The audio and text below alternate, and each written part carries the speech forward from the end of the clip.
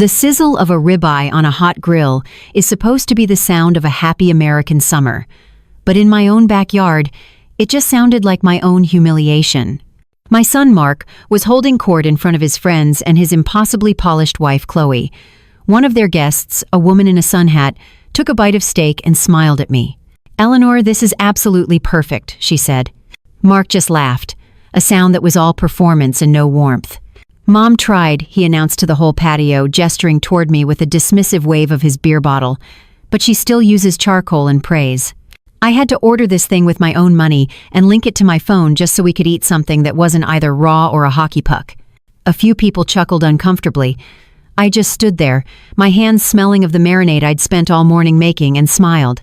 It was the kind of tight, polite smile you learn to wear when you've become a guest in your own life.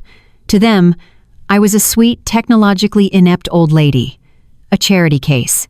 My son saw me as a relic, an analog woman in his digital world who couldn't be trusted with anything more complicated than setting the table. He had no idea that my outdated skills were about to bring his entire world crashing down around him. But that public insult wasn't the beginning of the end. It was just the moment the cracks in our family finally broke through the perfect facade. To understand how we got there, we have to go back 3 months, to a single tiny charge on a bank statement. That tiny charge was a digital ghost, a whisper in the machine. And for 3 months it was a ghost I couldn't see because my son Mark had made sure I was financially blind. When my husband passed, Mark insisted on moving back into my house, the house I'd paid off with 40 years of careful budgeting. "You shouldn't be alone, Mom," he'd said, his voice dripping with a concern that I now realize was just a cover for opportunity. His fintech startup was pre-revenue, a fancy term for broke, and he and Chloe needed a place to live that didn't cost them a dime. The first thing to go was my checkbook. "Nobody uses these anymore, Mom. It's all digital," he'd explained, patting my hand as if I were a child. He set up all my accounts on his phone, my Social Security, my small pension, and handed me a prepaid debit card. "I'll load this up for you every week for groceries and gas," he said. "It's just easier. I'll handle the big bills." Easier for him, maybe. For me, it was a cage made of convenience. I, Eleanor Vance, a woman who had balanced a budget down to the last penny her entire adult life, was now living on an allowance. My only rebellion, my only sanctuary, was my ledger. It was a heavy, green, cloth-bound book, the kind accountants used before computers took over. Mark called it my dinosaur diary. He'd walk by the kitchen table late at night, see me with my desk lamp, my fountain pen, and my stacks of receipts, and he'd just shake his head. "Mom, there are apps for this," he'd say, the condescension thick in his voice. "You're making work for yourself." He never understood. That ledger wasn't work. It was order. It was proof. In a world of fleeting digital transactions and disappearing online statements, my ledger was permanent. The smooth, heavy paper, the neat columns I drew with a ruler, the satisfying scratch of my pen as I recorded every transaction, it was the only part of my life I still truly controlled. And that's where I found it. It was a Tuesday night, the house was silent except for the hum of the refrigerator. Mark and Chloe were out at some networking event. I had the bank statement Mark had reluctantly printed for me, my grocery receipts from Safeway, and my ledger. I started, as always, with the big numbers. Pension deposit, check. Social Security, check. Then the debits, the utility bills he paid online, the property tax. Then I moved to my weekly spending, ticking off each receipt against the debit card transactions. $78.45 at Safeway, check. $42.50 for gas at the Shell station, check. I was almost done. The numbers were aligning perfectly, and I felt that small, familiar spark of satisfaction. Then I saw it. A charge for $4.99. The vendor was listed as Cinchwell. I stopped. My pen hovered over the page. I didn't recognize the name. It was a tiny amount, the price of a cup of coffee. Most people wouldn't even notice it, but I notice everything. A budget is like a brick wall. It's not the big cracks that bring it down, it's the slow erosion from 100 tiny holes. I scanned my receipts again. Nothing. It wasn't for groceries or gas or the prescription I'd picked up from Walgreens. It was a ghost. My first thought was that it was a mistake. Or maybe Mark had signed me up for some service without telling me, some cloud storage or a subscription he thought I needed. I made a small pencil mark next to the entry, a question mark in the margin of my life. The next month, It was there again. Cinchwell, $4.99. And the month after that, it was automatic. It was deliberate. I asked Mark about it one morning as he was making a smoothie. "Mark, what's this Cinchwell charge on the account?" I tried to keep my voice casual. He glanced up from his phone, annoyed at the interruption. "Don't know, Mom. Probably something you bought online." "I don't buy things online," I said quietly. "Well, then it's probably for your phone data or something." "Don't worry about it, it's $5. I'll handle it." He didn't handle it, he dismissed it. He dismissed me. And in that moment, I knew he was either lying or he was so careless with my money that he couldn't be bothered to track it. Neither option was acceptable. That night I sat down at the kitchen table, but this time I didn't just open my ledger. I pulled out the last 3 years of bank statements, every single one I'd insisted Mark print for me.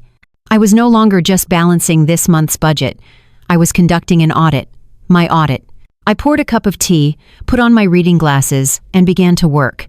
I would trace every single penny that had left my accounts since the day my son had become my generous, helpful digital gatekeeper.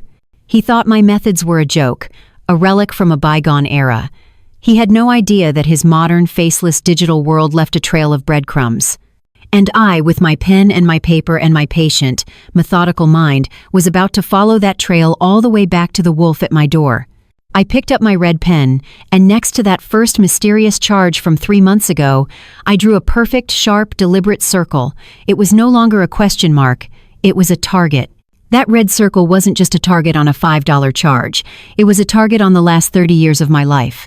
It was a violation of a promise I'd made in silence and kept with every fiber of my being. The sting of Mark's disrespect, the casual way he'd waved off my concern, sent a tremor through me that reached all the way back to a time he couldn't even remember. I pushed back from the kitchen table, the modern cold granite a stark contrast to the memories flooding my mind. I walked down the hall to my bedroom closet, the one that still smelled faintly of my late husband Frank's cedar shoe trees. In the very back, under a stack of old quilts, was a small black metal lockbox. It was heavy, not just with its contents, but with the weight of its secrets. I carried it back to the kitchen and set it on the table next to my current ledger. The combination was as familiar to me as my own birthday. The lock clicked open with a sound that echoed across 3 decades. Inside, there was no jewelry, no cash, no precious heirlooms. There was only another ledger. Its cover was a faded navy blue, the corners soft and frayed with time. The pages were yellowed, the ink a soft, feathered gray. This was the book of my real life, the one no one, not even Mark, had ever seen. I opened it to the first page. The date was written in a younger woman's handwriting, a hand that hadn't yet been worn down by worry. August 14th, 1995, 2 weeks after we'd buried Frank. The flashback hit me not like a memory, but like a physical place I was suddenly standing in again. The house was suffocatingly quiet, the air thick with the scent of sympathy casseroles and wilting funeral lilies. Mark was just a toddler, finally asleep in his crib upstairs, his small chest rising and falling in the peaceful rhythm only a child can find in a house full of grief. I was sitting at this very same kitchen table, surrounded by a mountain of paperwork. Frank had been a good man, a wonderful husband and father, but he'd also been a dreamer who never wanted to worry me with the details. After his heart attack, the details were all I had left. That night, I found the shoebox hidden in his workshop. It was full of letters from lawyers, banks, and suppliers for his small construction business, overdue notices, final demands. I spread them out on the table, and the numbers swam before my eyes. He hadn't just been struggling, he'd been drowning. He'd taken out a second mortgage on our home, leveraged everything we had against a business partner who'd vanished, leaving him holding the bag. We weren't just in debt, we were facing a catastrophic failure that would have taken everything. The house, the car, the tiny savings account I thought we had for Mark's future. I remember the feeling of the floor dropping out from under me, the cold, metallic taste of panic in my mouth. My first instinct was to call a bankruptcy lawyer, to wash my hands of it all and start over with nothing. It was the sensible thing to do. But then I heard a small cry from the baby monitor. I went upstairs and stood over Mark's crib. He was so small, so perfect, his tiny fist curled around the edge of his blanket. He was completely unaware that the safe, warm world he knew was about to evaporate. I looked at his sleeping face, And a different kind of feeling washed over me, something fiercer than fear. It was a promise. A vow made not to God or to my late husband, but to this tiny, helpless person who was relying on me for everything. I would not let him start his life from a place of ruin. I would not let his father's legacy be one of failure. I would protect his future, no matter what it cost me. I went back downstairs, and with a hand that was surprisingly steady, I pulled out a fresh, new ledger, the one now sitting in the lockbox on my table. I opened it, and at the top of the first page, I wrote the total terrifying number of the debt. Then I made my first entry.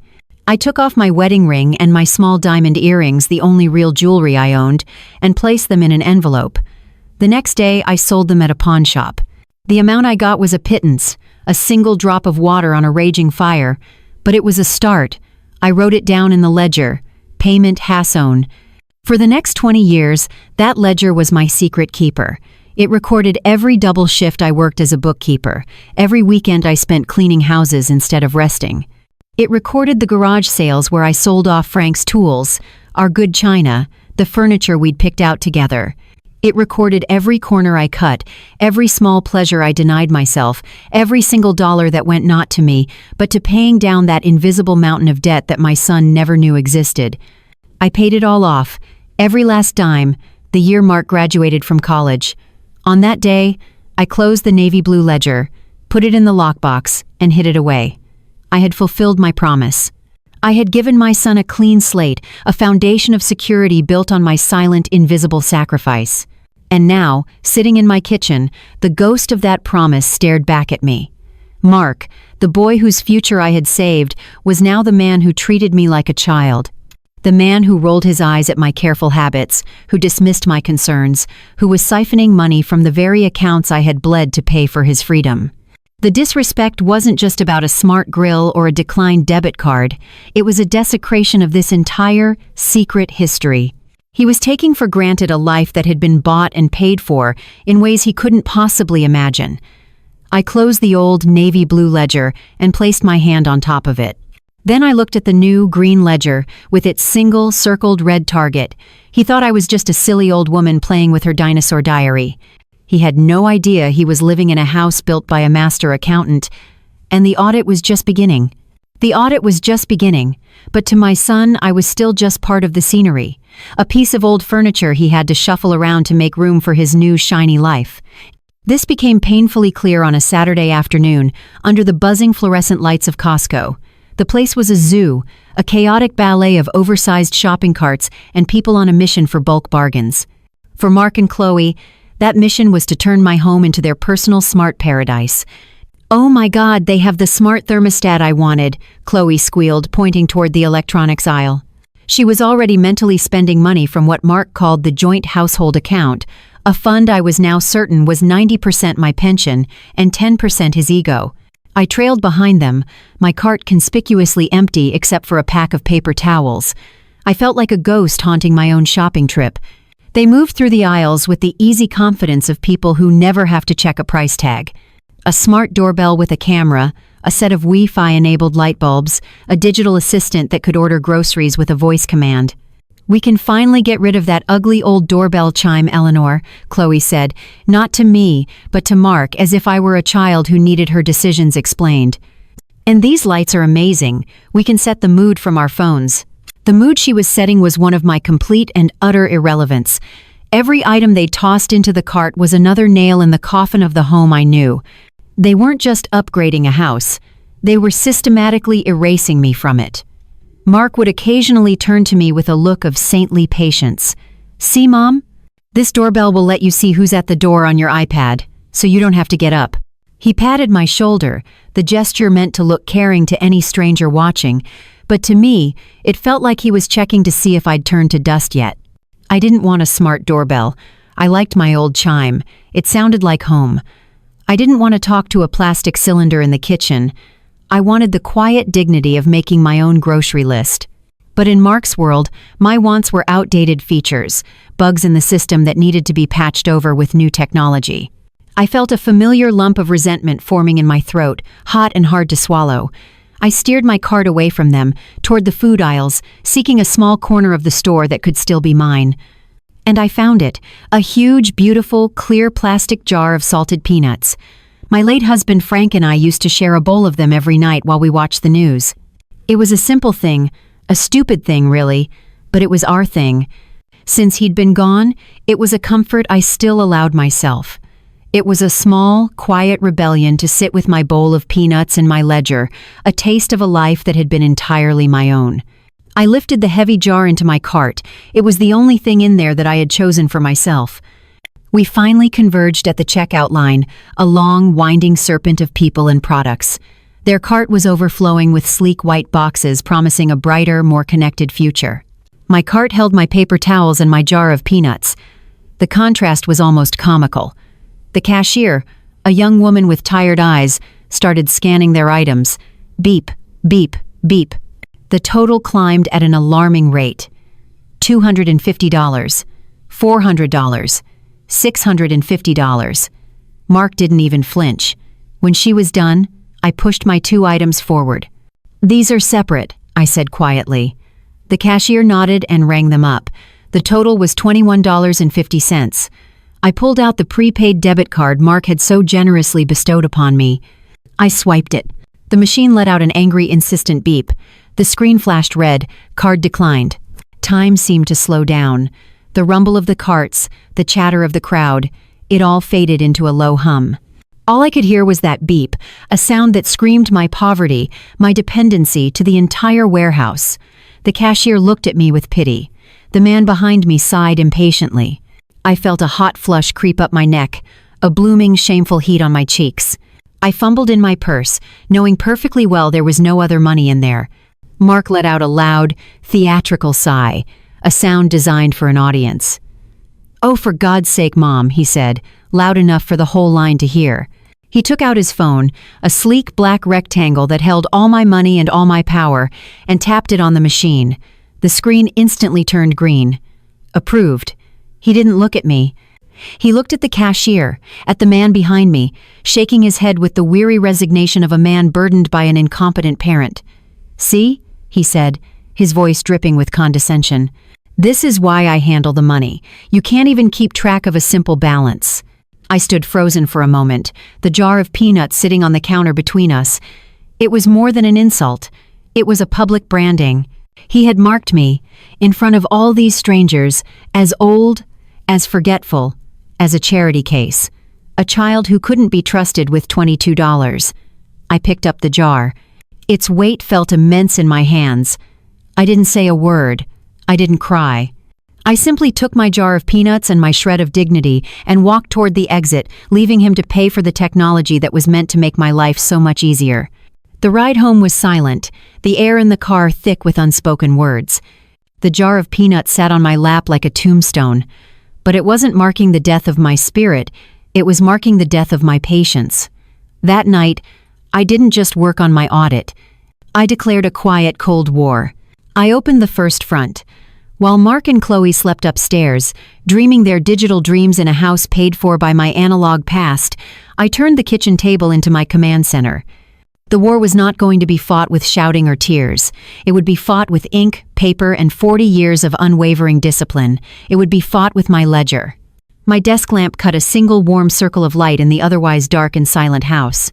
The only sounds were the soft rustle of paper and the rhythmic, satisfying scratch of my fountain pen on the thick, cream-colored pages of the ledger. This was my element. Mark saw this as a tedious hobby, a sign of old age. He had no idea he was witnessing a master at work. He lived in a world of apps that promised to simplify everything, but in their quest for ease, they lost the most important thing, the details. And the devil, as they say, is in the details. My ledger was a temple built to the details. I began my campaign. On the left side of the table, I placed a neat stack of every bank statement and utility bill from the last 3 years. On the right, a shoebox filled with every single receipt I had saved, organized by month. In the center, under the full glare of the lamp, sat my green ledger, open to a fresh page. The heading I wrote at the top was simple: Discrepancy Audit. My method was painstaking, a process I had honed over a lifetime.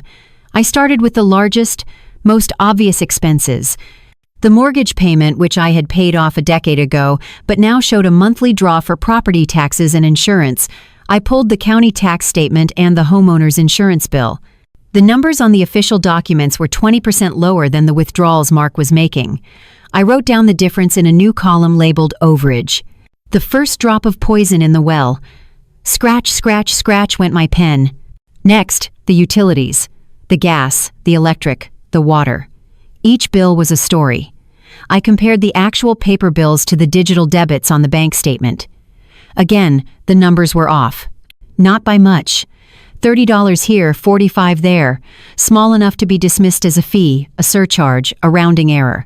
But when you put them all together, month after month, the errors all went in one direction, out of my account and into the ether, into the joint account he managed. The hours melted away. Midnight came and went. I was no longer a grieving widow or a forgotten mother.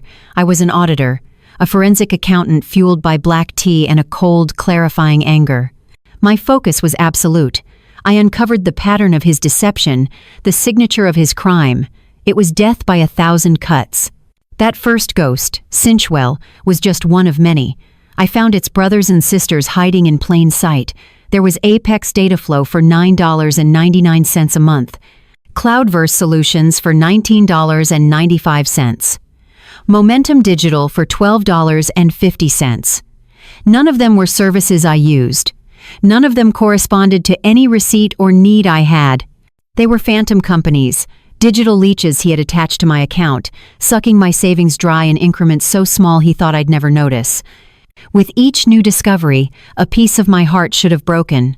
This was my son, the baby I had protected, the young man whose future I had secured through secret sacrifice. But my heart didn't break. It hardened. The sadness I should have felt was burned away by the clean, white-hot fire of purpose. He had misjudged me completely. He saw a frail, forgetful old woman who was afraid of technology. He never considered that the same mind that couldn't figure out how to program a smart thermostat was the same mind that could memorize and cross-reference hundreds of transactions without a calculator. He had forgotten that I had spent my entire life making a little go a long way. I knew the price of everything, down to a single egg. Did he really think I wouldn't notice 100 missing eggs every month? By 3 a.m., I had a complete, line-by-line, undeniable paper trail of his petty theft over the last year alone. It was thousands of dollars. Not enough to get him on the front page of the Wall Street Journal, but more than enough to prove a pattern of deliberate, calculated fraud. I leaned back in my chair, the wood creaking in the silence. The lamplight caught the silver in my hair. I looked at the columns in my ledger, the numbers marching in neat, orderly rows, an army of facts I had assembled. He had used the digital world to hide his crimes, but he had forgotten that the digital world still has to answer to the physical one. It has to answer to paper statements, to official bills, to the unwavering truth of pen on paper. He had built a cage for me out of apps and online portals, but he'd made a critical mistake. He'd left me with my ledger. And my ledger was not a diary, it was a weapon. And I was just beginning to sharpen it. I knew this collection of small thefts was just the smoke. Somewhere, there was a raging fire. I just needed to find the one big piece of evidence that would lead me to it. I didn't have to wait long for that fire to reveal itself. It arrived on a Tuesday, tucked between a credit card offer and a coupon booklet for a local pizza place. It came in a crisp, cream-colored envelope, the kind that feels heavy and important in your hand. I remember the walk back from the mailbox at the end of the driveway. The sun was warm on my shoulders. The neighborhood was quiet, just the distant hum of a lawnmower. It was a perfectly normal suburban afternoon. But the moment I saw the return address, a cold knot formed in my stomach. It was from Prestige Auto Leasing, with an address in the wealthiest part of the city. I stood in my kitchen, sorting the mail on the granite countertop that Chloe had insisted they install. Junk, bill, junk, Teption, N, and then the heavy cream envelope. The name on the front wasn't quite right. It was addressed to M. Vance, not Eleanor Vance, not Mark Vance, just the initial. My first instinct was to leave it on the counter for Mark. It was probably for him. He was the one with the taste for expensive things. But my auditor's brain, the one that had been working in overdrive for weeks, kicked in. M could be Mark, but it could also be me. My middle name is Marie. I never use it. But it's on my birth certificate, my social security card, my driver's license. It's on every official document that proves I exist. My hand trembled slightly as I picked up my letter opener, the silver one Frank had given me for our 10th anniversary. A small, foolish voice in my head told me not to open it. It told me it was an invasion of his privacy. But a louder, colder voice, the voice of a woman whose debit card had been declined at Costco, reminded me that my privacy had been invaded long ago. I slit the envelope open with a neat, precise slice. The paper inside was thick, embossed with the dealership's logo at the top. It wasn't an advertisement, it was a letter. And the first two words, printed in a severe, bold font, made the air leave my lungs. Final notice. My eyes scanned the page, my brain struggling to assemble the words into a reality I could comprehend. It was a final demand for payment on the lease of a brand new Porsche 911. A sleek silver sports car I had only ever seen in movies. The letter politely informed Vance that the account was 90 days past due. It informed me that if a payment of $7,500 was not received within 10 business days, the vehicle would be repossessed, and legal action would be taken to recover the full value of the lease. But that wasn't the part that made the room tilt. It was the account details at the bottom of the page. The lessee's full name, Eleanor Marie Vance. And right below it, my social security number. He hadn't just been siphoning off my pension in $20 increments. He hadn't just been padding the utility bills. He had taken my name, my identity, the good credit I had spent a lifetime building and protecting, and used it to wrap himself in a six-figure fantasy. The monthly payment for the car was $2,500, more than my entire monthly income from my pension and Social Security combined. The letter shook in my hand. I had to grab the edge of the counter to steady myself. A wave of nausea washed over me. I thought of the old navy blue ledger in the lockbox. I thought of the 20 years I spent cleaning other people's houses on weekends, the garage sales, the decades of denying myself every small luxury, all to protect our family name, to give my son a foundation of financial security. And he had taken that foundation, that good name I had bled for, and used it as collateral for a toy, a car. The petty thefts, the ghost subscriptions, the padded bills that was the work of a common thief. This was different. This was a violation of a deeper, more sacred trust. This was identity theft. This was a federal crime. The sheer arrogance of it was breathtaking. He had been driving around the city in a monument to his own fraud, while his mother was having her debit card declined for a jar of peanuts. The humiliation from that day in Costco came rushing back, but this time it was mixed with a pure, unadulterated rage. He hadn't just made me feel poor, he had been actively making me poor to fund his charade. I looked at the letter again. The final notice staring back at me. This wasn't just a bill. It wasn't just evidence. This was the smoking gun. This was the raging fire I had been looking for, burning a hole right through the center of my life. I carefully folded the letter and placed it back in its envelope. I walked to the kitchen table and set it down next to my green ledger. The two documents sat side by side, his extravagant, criminal lie and my meticulous paper-bound truth. The slow burn was over. The time for quiet audits and secret investigations was done. Now, it was time for a confrontation. I left the letter on the kitchen table, positioning it perfectly in the center, a cream-colored island in a sea of cold gray granite. Then, I sat down in my usual chair, the one with a clear view of the front door, and waited. I didn't turn on the television. I didn't pick up a book. I just sat, my hands folded calmly on my lap, and listened to the slow, steady ticking of the grandfather clock in the hall. Each tick was a countdown. Mark came home just after 6, whistling. He tossed his keys into the ceramic bowl on the entryway table, the one I'd made in a pottery class years ago, and strode into the kitchen, already loosening his tie. "Mom, you will not believe the day I had. This deal I'm closing is going to be." He stopped mid-sentence. He saw the letter. The whistling died on his lips.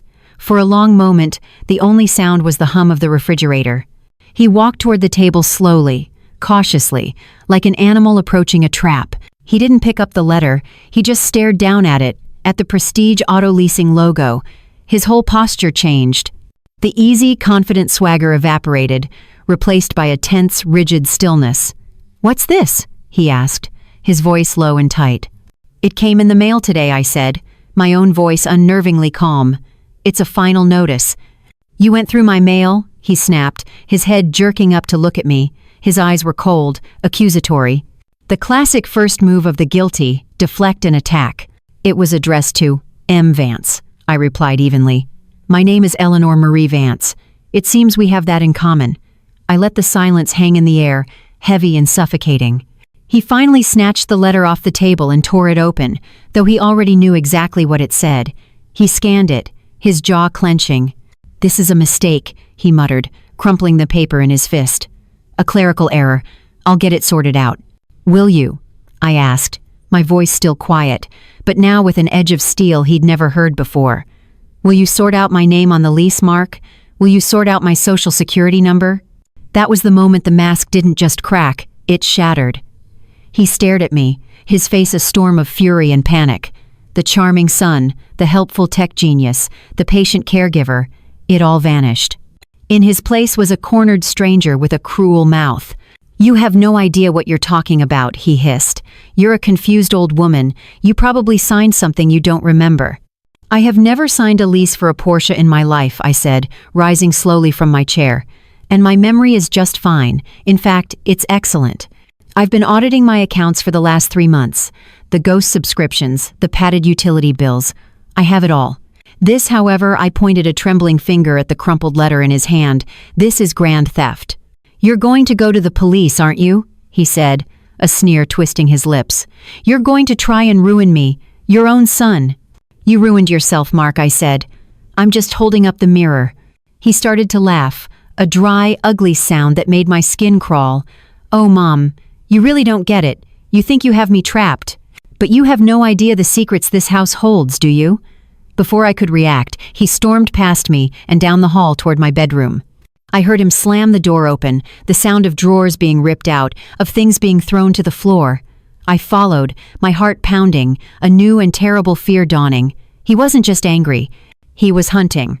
I found him in my closet. He had tossed my quilts, my photo albums, my entire life onto the floor. And in his hands was the small, black, metal lockbox. My secret keeper, my history. I always wondered what was in here, he said, his voice dangerously calm as he carried it back to the kitchen. He placed it on the table and, using the heel of his expensive shoe, he stomped on the lock. It broke with a sickening crunch. He opened the box and pulled out the old, navy blue ledger, my ledger. He opened it, his eyes scanning the first page, the page with the terrifying number of Frank's debt written at the top. His face registered confusion, then a slow, dawning, monstrous kind of understanding. He started flipping through the pages, seeing the years of payments, the notes in the margins about selling the furniture, the double shifts. He looked up at me, but there was no gratitude in his eyes. There was only triumph. He had found his weapon. So that's it, he said softly, a twisted smile spreading across his face. All these years you let me think we were poor. You let me think we were just getting by, while you were sitting on this secret stash. Dad's secret business money you never told me about. That's not what that is, I whispered, the words catching in my throat. That was his debt. I paid it off. For you. Liar, he roared, slamming the ledger down on the table. The sound echoed like a gunshot. This is an account book. These are assets. You've been hiding a family fortune from me my entire life. He was deliberately twisting my greatest sacrifice into my most profound betrayal. He was taking the purest thing I had ever done and painting it black. You're going to go to the police? He scoffed, waving the ledger in my face. Fine, you do that, and I'll go to the press. I'll show them this. I'll show them how my poor, sweet, elderly mother was actually a manipulative liar, hiding tens of thousands of dollars from her own son while he struggled to build a business. Who do you think they'll believe? The successful entrepreneur, or the money-hoarding old woman with a secret? This was his ultimatum. It wasn't just blackmail. It was soul murder. He was threatening to destroy not just my future, but my past, my character, my entire identity. The choice he laid before me was impossible. Let him get away with his crimes and continue to be his victim, or fight back and have my life's greatest act of love be remembered as a vicious, selfish lie. He stood there, breathing heavily, his face flushed with victory. He thought he had me. He thought he had finally, completely, broken me. And in that moment, I let him believe it. I felt the strength drain out of my legs, my shoulders slumping forward as if the weight of his threat was a physical thing pressing down on me. I sank back into my chair at the kitchen table, my fight gone, my quiet war apparently lost before the first real battle had even been fought. My eyes were fixed on the navy blue ledger in his hand. My promise. My sacrifice. The book that held 20 years of my silent struggle, now held hostage. He wasn't just threatening to expose a secret, he was threatening to burn down the entire museum of my life's work and tell the world it was nothing but a pile of ash. Seeing my collapse, a slow, cruel smile spread across Mark's face. He had won. He tossed the ledger onto the table, where it landed with a soft, defeated thud next to the crumpled Portia letter. The evidence of my love and the evidence of his crime, sitting side by side like old, bitter enemies. "Good," he said, his voice dropping back to that calm, controlling tone that was somehow more terrifying than his shouting. "I'm glad you're finally seeing things clearly. Now, here's what's going to happen." He pulled out the chair across from me and sat down, leaning forward, his voice low and conspiratorial. He was no longer my son. He was a hostile negotiator dictating the terms of my surrender. "Tomorrow morning at 10 o'clock sharp, we have an appointment at your credit union. The one on Main Street you've been going to for 30 years. I already called them this afternoon, told them we were coming to get your affairs in order." He savored the words, letting them hang in the air. "We're going to meet with the branch manager, a very nice woman named Brenda, and you are going to sign a durable power of attorney. It gives me complete, irrevocable control over all your assets, accounts, and properties. It means I can sign for you, make decisions for you. It means this nonsense," he waved a hand over the papers on the table, "never happens again, because you will no longer have the ability to question my decisions. Do you understand?" I couldn't look at him. I stared at a small scratch on the surface of the kitchen table, a tiny imperfection I'd never noticed before. I nodded, a barely perceptible movement. "I understand," I whispered, my voice sounding thin and reedy, like a stranger's. "Good," he repeated, pleased. "But that's not all." He reached into his briefcase and pulled out his sleek silver laptop, flipping it open on the table. He typed for a moment, and the soft clicking of the keys was the only sound in the room, each click another bar in my cage. He turned the screen toward me. It was a typed document. The title at the top read, "Official Retraction and Clarification." "You are also going to sign this," he said. "I've taken the liberty of writing it for you. It's a statement. For the bank, for the car dealership, for anyone else you might have gotten any confused ideas to talk to." He began to read from the screen, his voice smooth and professional, like he was delivering a corporate presentation. "Due to my advancing age and some recent unfortunate memory lapses, I have come to realize that I have fundamentally misunderstood certain financial transactions managed on my behalf by my son, Mark Vance. My previous allegations regarding unauthorized charges and leases were made in a state of confusion. I deeply regret any trouble this misunderstanding has caused. I have full faith and confidence in my son's management of my financial affairs." Each word was a drop of poison. He was writing my living will, not the financial kind, but the spiritual kind. He was documenting the death of my credibility, my sanity, my identity. He was turning me, officially and on paper, into the confused, senile old woman he had always accused me of being. When he finished reading, he looked at me, his eyes searching for any last flicker of defiance. He found none. "You will sign both documents tomorrow morning. You will smile at Brenda. You will tell her how grateful you are that your loving son is stepping in to help you. You will be pleasant. You will be docile. And then this all goes away. The car gets paid for. The accounts get consolidated. And you and we go back to normal." He closed the laptop with a decisive snap. "Don't wear that gray sweater you always wear. It makes you look sad. Wear the blue one, with the flowers. It's cheerful." He stood up, towering over me. "I'll be back at 9:30 to pick you up. Don't be late." He walked out of the kitchen without a backward glance. I sat there in the ringing silence for a long time, listening to his footsteps go up the stairs. The grandfather clock in the hall ticked, each second a painful reminder of the time I had left as a free woman. I looked at the two ledgers on the table. He had left them both, confident that they were now his to control.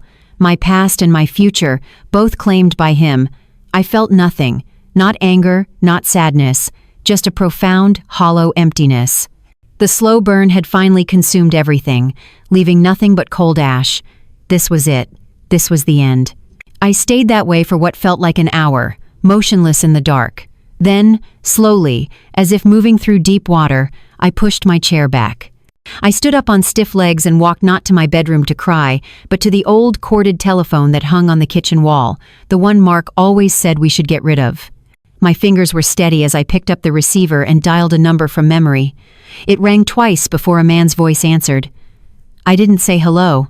I didn't waste a single word. My voice, when it came, was no longer the whisper of a defeated old woman. It was low, clear, and cold as ice. Yes, I said. 10 a.m. tomorrow. The credit union on Main.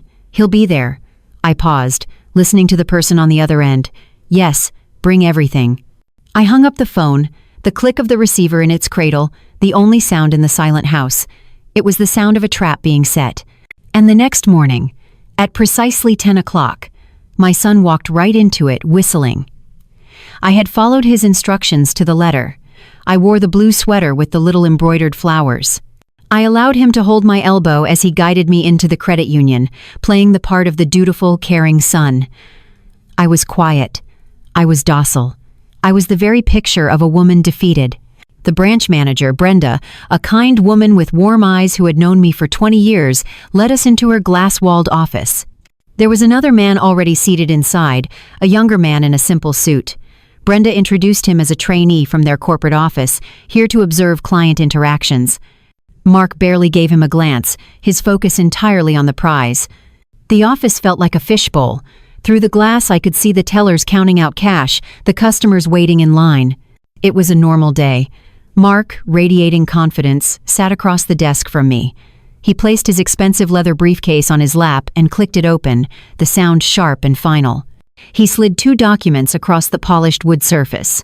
The power of attorney, the retraction.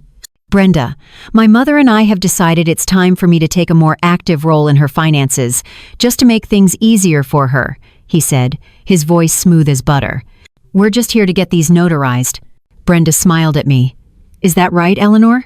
I felt Mark's eyes on me, a silent, burning pressure. This was the moment, the performance of my life. I looked down at the papers, at the black ink that was meant to sign away my life. I reached out and gently pushed them back toward the center of the desk. Before I sign anything, I said, my voice clear and steady, cutting through the quiet hum of the bank, I've always found it's best to review the accounts. Mark's smile tightened at the edges. Mom, we talked about this. There's no need. Oh, but there is, I said, and for the first time I looked directly at him. I let him see the cold, hard clarity in my eyes. The woman he thought he had broken was gone. An auditor sat in her place. I reached down beside my chair and lifted a heavy brown banker's box, placing it on the desk with a solid, definitive thud. The sound seemed to suck all the air out of the room. Mark stared at the box as if it were a snake. I flipped open the lid. Inside were my ledgers, my files, my receipts, my life's work. The new green ledger sat on top. But it wasn't just a book anymore. It was a weapon, and it was meticulously armed. The pages were tabbed with dozens of colored sticky notes, each one a different category of his crime. Brenda, I began, my voice calm and authoritative. For the last 3 years, my son has been managing my finances. He has done so with a great deal of creativity. I opened the green ledger. Let's start with the property taxes. According to the withdrawals, I've been paying 20% more than the county actually charges. Here are the official tax statements, and here, I pointed to a neat column in my ledger, is the overage. A total of $3,600, unaccounted for. Mark started to speak, but the trainee in the corner of the room simply held up a hand, and Mark fell silent. Next, I continued, turning a page, we have what I call the ghosts, recurring monthly subscriptions to digital services I have never heard of, let alone used. Cinchwell, Apex Dataflow, Cloudverse. A total of 37 separate phantom charges, siphoning approximately $150 a month, every month, for 2.5 years. Here are the statements, and here, I tapped another column, is the ledger entry for each one, totaling $4,500. I didn't raise my voice. I didn't cry. I simply presented the facts, one after another, my pen tracing the lines of his theft. My voice was the only sound in the glass office, a quiet, relentless drone of numbers and dates and betrayals. I could see Mark's face out of the corner of my eye. The confident smirk had vanished. His skin was pale, a fine sheen of sweat on his forehead. He was shrinking in his chair. "But all of that," I said, my voice dropping for dramatic effect, "is just petty cash." I reached into the box and pulled out the cream-colored envelope. I slid it across the desk. "This is the final notice for the lease on a Porsche 911. A lease taken out in my full legal name, using my social security number, without my knowledge or consent. Identity theft is a federal crime, I believe." The trainee stood up. He wasn't a trainee. He reached into his jacket and pulled out a badge. "Mark Vance," he said, his voice now carrying the full weight of the law. "I'm Detective Miller with the Financial Crimes Unit. You're under arrest for grand theft, identity theft, and elder fraud." Mark shot out of his chair, his face a mask of disbelief and rage. You set me up," he screamed, pointing a shaking finger at me. "She's a confused old woman. I have a letter. She's mentally incompetent." "The only thing I'm confused about, Mark," I said, looking him dead in the eye, "is how you could ever think I wouldn't keep the receipts." Detective Miller moved around the desk. We all heard the sound, the sharp metallic click of handcuffs closing around my son's wrists. In our glass-walled office, in the middle of a perfectly normal Tuesday, the show was finally over. The trap had been sprung. The click of the handcuffs was a surprisingly small sound, not the loud clang you hear in the movies. It was a dry, metallic whisper.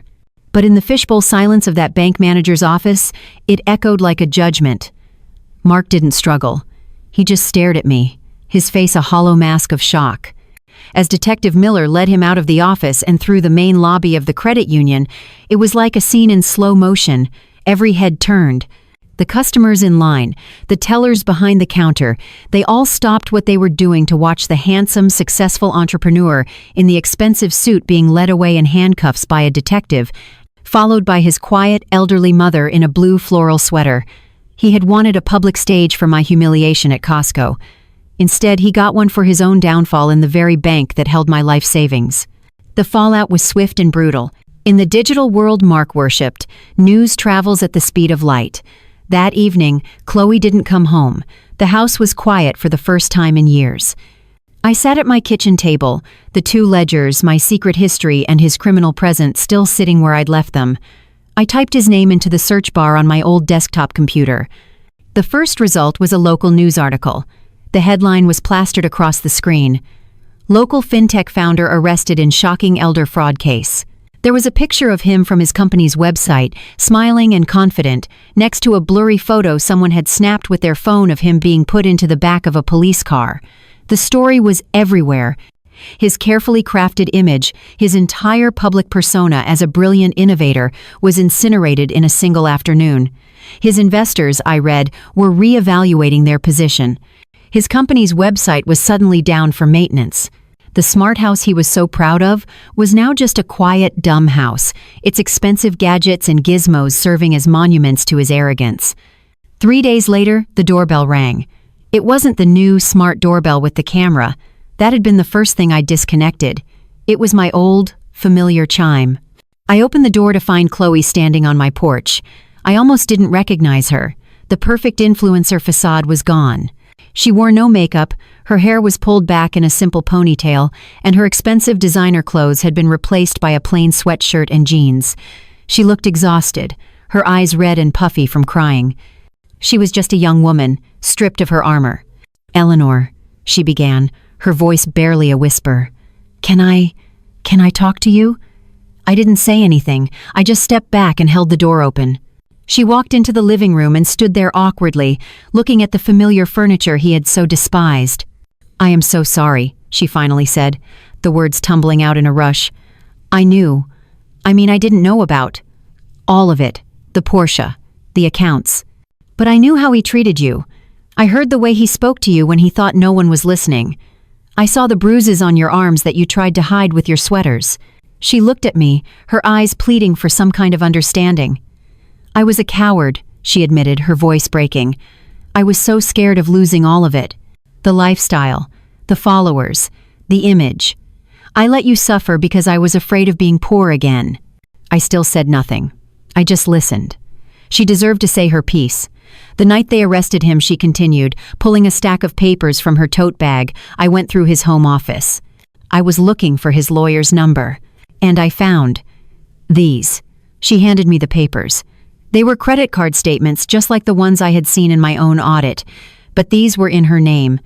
There were thousands of dollars in charges she had never made, expensive trips she'd never taken, designer watches she'd never seen, cash advances from casinos in Las Vegas.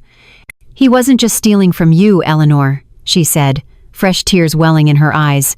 He was stealing from me too, from us. He was building a house of cards, and he used both of us as the foundation. It was in that moment that I finally saw her, not as my son's vapid, cruel wife, but as his other victim. We were two women, from two different generations, who had been manipulated and plundered by the same man. I'm filing for divorce, she said, her voice gaining a sliver of the old determination. And I've already spoken to the district attorney's office. I'm going to testify against him. I'll give them everything. All of this. She gestured to the credit card statements in my hand. It's the least I can do. It's the only thing I can do. She had finally learned the lesson that had taken me a lifetime to act on, that self-respect is a currency more valuable than anything you can buy. I walked over to the grandfather clock and gently polished a smudge from the glass with my sleeve. Would you like a cup of tea, Chloe? I asked. The war was over, and the long, quiet work of rebuilding had just begun. That first cup of tea with Chloe was a strange, fragile truce. We didn't become friends, not really. But we became allies, bound by a shared betrayal. In the weeks that followed, the house slowly started to feel like mine again. The first things to go were the gadgets. I unplugged the digital assistants that were always listening, took down the smart doorbell, and reset the thermostat to a simple, manual control. Each disconnected device was a small act of liberation, like pulling out the weeds that had overgrown my garden. I boxed them all up and left them on the curb with a sign that said free. Someone took them within an hour. Good riddance. The trial was a quiet, clinical affair, stripped of the high drama I'd expected. Mark, in a rumpled suit his lawyer probably provided, refused to look at me. He sat there, a hollowed-out version of the confident man who had mocked my charcoal grill. His defense was exactly what he had threatened, that I was a confused, manipulative old woman with a history of hiding money.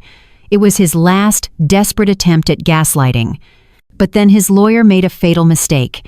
He entered my navy blue ledger, the book of my sacrifice, into evidence, trying to frame it as proof of my deception. The prosecutor simply had me walk the jury through it.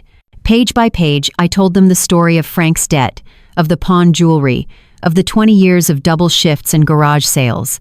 I told them the story of my promise to a sleeping toddler. When I was done, you could hear a pin drop in that courtroom. My greatest secret, the one he had tried to use as a weapon against me, had become the ultimate testament to my character.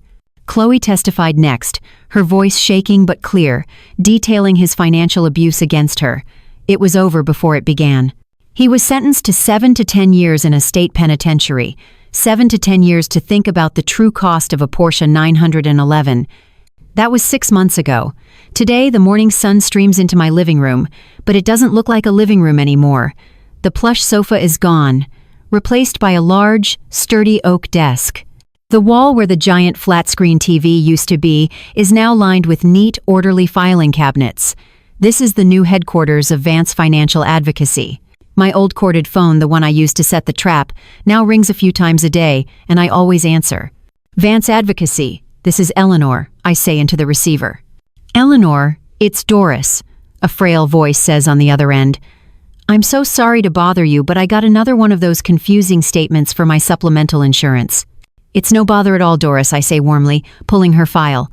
Let's go through it together, line by line. Don't you worry, we'll make it make sense.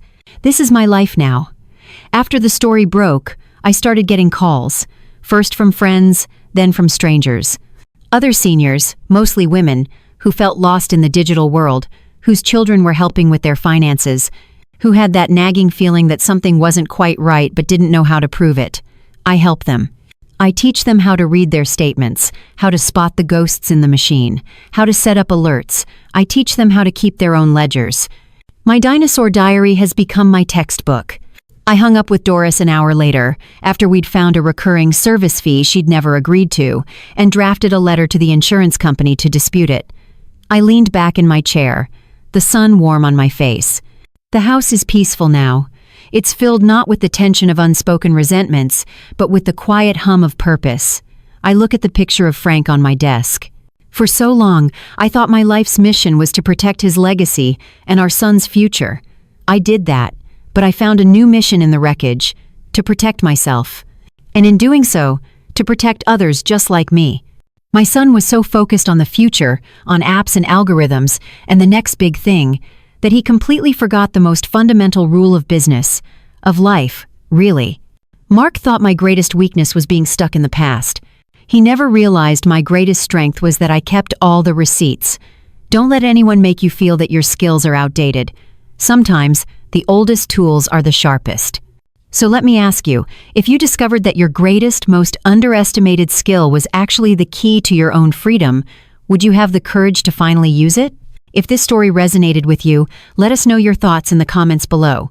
And don't forget to like and subscribe for more stories about finding strength in the hardest of times.